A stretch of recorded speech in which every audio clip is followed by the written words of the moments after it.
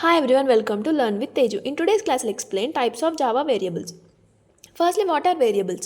Variables are the containers that store data values such as numbers, text or boolean values. అంటే variables అనే ఒక containers లాగా అన్నట్టు. For example ఒక container ఉంది, దాంట్లో మనం కొన్ని వాల్యూస్ని స్టోర్ చేస్తున్నాం. సో అట్లా స్టోర్ చేసిన కంటైనర్ ఆ వాల్యూస్ అన్నిటిని మనం వేరియబుల్స్ అంటాం.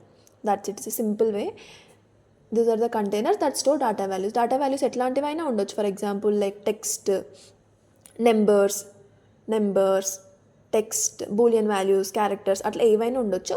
అవి ఒక కంటైనర్లో స్టోర్ చేస్తాం. సో అట్లా స్టోర్ చేసినాం అంటే మనం వేరియబుల్స్ అంటాం. That's it. Next, Java variables are categorised into 3 different types based on their scope, lifetime and usage. So ఇక్కడ జావా వేరియబుల్స్ అనేవి 3 డిఫరెంట్ టైప్స్ అన్నట్టు. సో అవి ఎట్లా బేస్డ్ ఆన్ చేస్తామంటే based on their scope. Scope అంటే ఏంటంటే మనం మన వేరియబుల్ని ఎప్పటివరకు ఎంతవరకు యాక్సెస్ చేయొచ్చు. For example within the block, we can also access with like outside the black.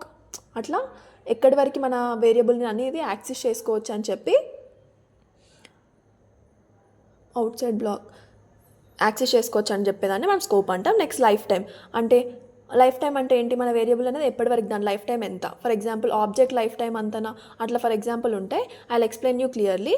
Next usage, మనం వేరియబుల్ ఎప్పటివరకు యూజ్ చేస్తాం. So based on this the Java variables are categorised into 3 different types which help programmers manage data efficiently and write organised and maintainable code. So ఈ 3 different type variables use చేయడం వల్ల మనకి ఏమవుతుందంటే ప్రోగ్రామర్స్కి they can write a good code, అంటే reusable code, maintainable code, ఒక మంచి కోడ్ని వాళ్ళు రాయగలుగుతారు. What are the 3 different types of Java variables are? First one is local variables, second one instance and static variables. I'll explain you all these 3 types of variables in next class clearly. Thank you.